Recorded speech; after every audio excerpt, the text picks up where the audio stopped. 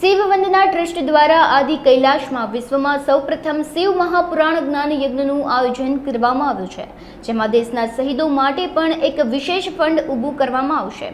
અતિ દુર્ગમ ગણાતી આ યાત્રા માટે દરેક ચીજવસ્તુનું ધ્યાન રાખવામાં આવ્યું છે અને યાત્રિકોને સહી સલામત રીતે લઈ જવા માટે ત્યાંથી પરત લાવવા માટે વિશેષ વ્યવસ્થા ગોઠવવામાં આવી છે। શિવ વંદના ચેરિટેબલ ટ્રસ્ટના સભ્યોએ अब तक મીડિયા હાઉસની મુલાકાત લીધી હતી અને વિગતવાર માહિતી પૂરી પાડી હતી।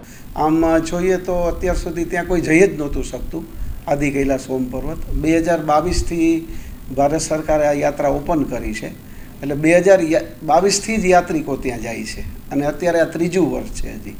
એટલે આપણે જે શિવકથાનું આયોજન કરીએ છીએ એ બે રીતે આપણું મહત્ત્વનું છે કે જ્યારે ભારત સરકારે 2022-21માં યાત્રા ખોલી ત્યારે રાજકોટ માટે અને સૌરાષ્ટ્ર માટે ગૌરવની વાત એ કહેવાય કે આખા ભારતમાંથી સૌથી પહેલાં વહેલું ગ્રુપ આપણું શિવ વંદના ટ્રસ્ટનું ત્યાં આદિ કૈલાસ ગયું હતું અને હવે 2024માં આપણે વિશ્વની સૌથી પહેલી વહેલી ઐતિહાસિક અને વિશ્વની સૌથી પહેલી વહેલી શિવકથા આપણે ત્યાં આયોજન કરીએ છીએ।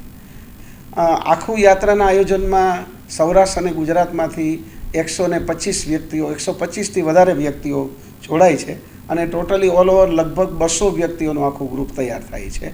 અને એ કાર્યક્રમનું આયોજન એ રીતે છે કે માત્ર ધાર્મિક રીતે નહીં, પણ અમે એવું વિચાર્યું છે કે આ યાત્રા દરમિયાન ત્યાંની જે કોસ્મિક એનર્જી છે, ત્યાંનો જે અહેસાસ છે, જે અનુભૂતિ છે, એ લોકોને સાચા અર્થમાં યાત્રામાં આ અનુભૂતિ થાય એ માટે અમે 1 મહિના અગાઉથી બધી તૈયારીઓ કરી છે।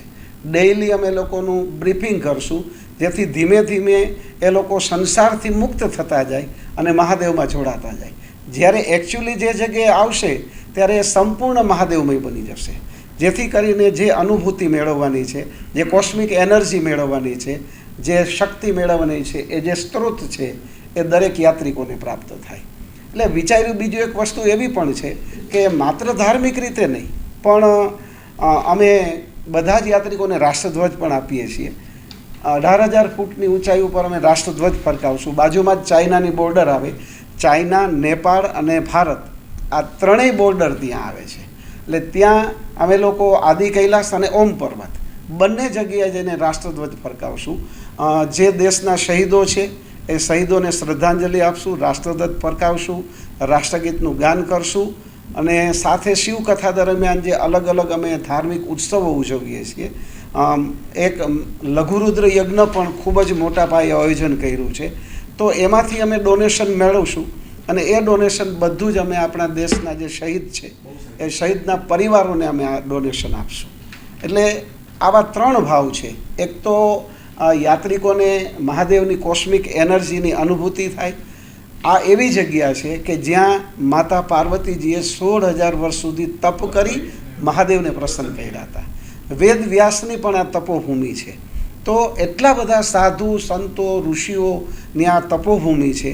આ તપોભૂમિમાં તમારો પગ પડે એ જ સૌથી વધારે મહત્ત્વનું હોય છે અને યાત્રિકો માત્ર પ્રવાસના રૂપમાં નહીં, પણ સાચા અર્થમાં દરેક યાત્રિકને અનુભૂતિ થાય એ અમારું પહેલું લક્ષ્ય છે કે મહાદેવની કૃપાના એ બધા અધિકારી બને। કે અમે લોકો 1લી તારીખે બિગ બજારની પાછળ અમરનાથ મહાદેવનું મંદિર છે, ત્યાંથી આપણું આ 125 યાત્રિકોનું ગ્રુપ નીકળશે।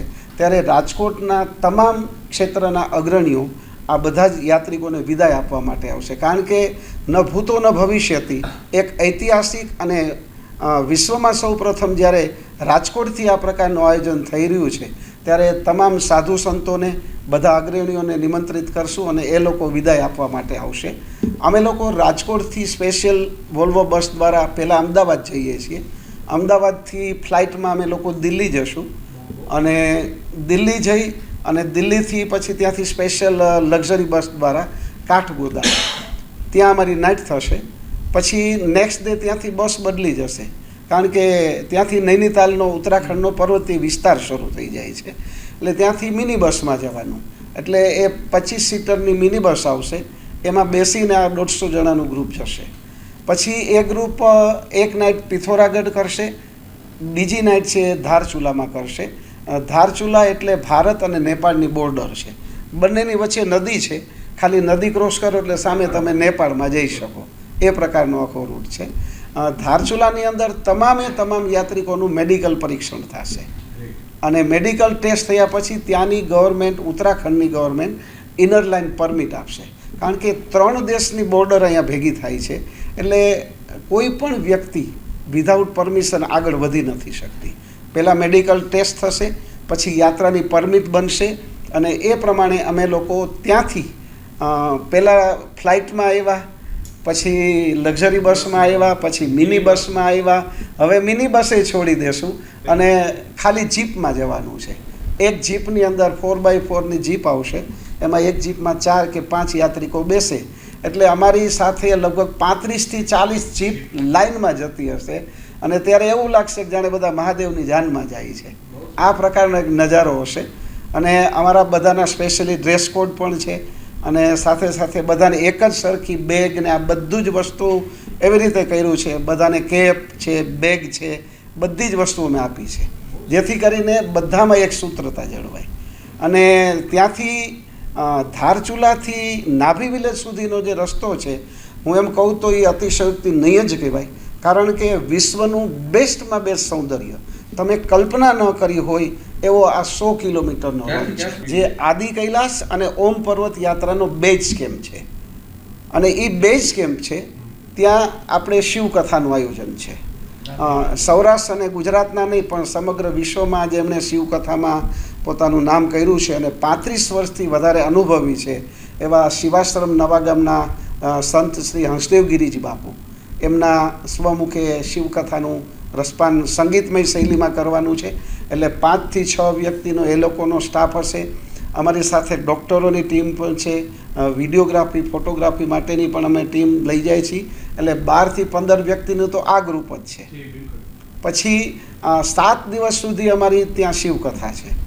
એમાં દરરોજ સવારે 9 થી 12 અને સાંજે 3 થી 6 એ રીતે શિવકથાનું આયોજન છે. અને આખી જે શિવકથા થાય છે એમાં મહેશભાઈ પીપળિયા છે, એ ગયા વર્ષે આપણી સાથે યાત્રામાં આવેલા. એમને એવો ભાવ થયો કે અહીંયા આપણે શિવકથા કરવી છે. મારા મનમાં તો આ હતું જ, પણ મહેશભાઈ પીપળિયાએ એવી વાત કરી કે તમે જો આયોજન કરતા હો તો આપણે ખાસ શિવકથા આયોજન કરીએ, અને એમાં જે કાંઈ ભોજનનો ખર્ચ થશે, એટલે લગભગ રાઉન્ડ એબાઉટ 7 થી 8 લાખ રૂપિયા જેવો ખર્ચ થાય છે ભોજનનો ખાલી. એટલે મુખ્ય યજમાન એ છે મહેશભાઈ પીપળિયા, કે આજે એમને આટલું ડોનેશન આપ્યું છે, જેથી કરીને આ યાત્રાનું આપણે આયોજન કરી શક્યા છીએ. બીજા અમારા ભોલેનાથ કરીને સંજયભાઈ ગોસ્વામી કરીને છે, એમનું પણ યોગદાન છે. નાથાભાઈ પટેલ છે, ડૉક્ટર શીલુ સાહેબ છે.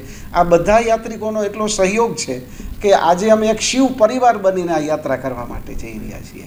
એટલે ત્યાં 7 દિવસની જે કથા થશે એ સમય દરમિયાન વારાફરતી 50-50ના બેચમાં એક દિવસ અમે લોકો આદિ કૈલાસ જઈ પાછા રિટર્ન થશું, બીજે દિવસે ઓમ પર્વત જઈ પાછા ત્યાંથી રિટર્ન થશું.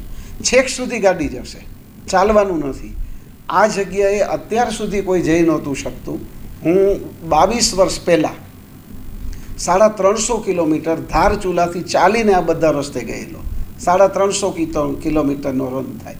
હવે જ્યારે હું ગયેલો ત્યારે મને એવું હતું કે 50 વર્ષમાં અહીંયા રસ્તા નહીં બને, પણ સરકારે ખૂબ સારા રસ્તા, પેવર રોડ છેક સુધી બનાવી દીધો.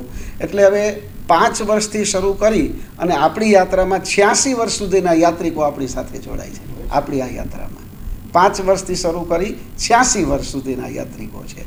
એટલે કહેવાનો અર્થ એ છે કે હવે આ યાત્રા સરળ બની છે. વ્યવસ્થા પણ આપણી એ રીતે છે, આપણું પોતાનું રસોડું પણ સાથે છે. પહેલાં તો દરેક જગ્યાએ હોટલ છે, બરાબર, પણ જે જગ્યાએ નાભી વિલેજ નામની જગ્યા છે ને એ વર્લ્ડ હેરિટેજ છે, અને 800 વર્ષ જૂના મકાનો છે. 800 વર્ષ જૂના મકાનો, માટી અને ગારના લીપેલા. ત્યાં અમે આખું નાભી વિલેજ છે આખું બુક કરી લીધું છે. એટલે બીજા બાકી જેટલા લોકો આવશે એ બધાને ટેન્ટમાં જ રહેવાનું થશે.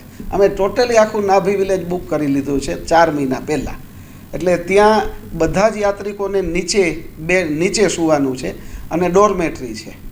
4 બેડ, 6 બેડ, 8 બેડ જે રૂમ એ પ્રમાણે બધા નીચે ડોરમેટરીમાં 7 દિવસ સુધી રહેવાનું છે. એટલે એનો પણ એક અલગ જ, આપણે કેમ ગીરમાં જાય એટલે એમ કંઈક નેસડામાં રહેવું છે, એમ હિમાલયની અંદર આ પ્રકારના ઓરિજિનલ જે ઘરોમાં રહેવું એ પણ એક આખી લાવો છે, અલગ અનુભવ. અમે લોકો 1લી તારીખે અહીંથી પ્રસ્થાન કરશું અને 16મી તારીખે રિટર્ન થશું.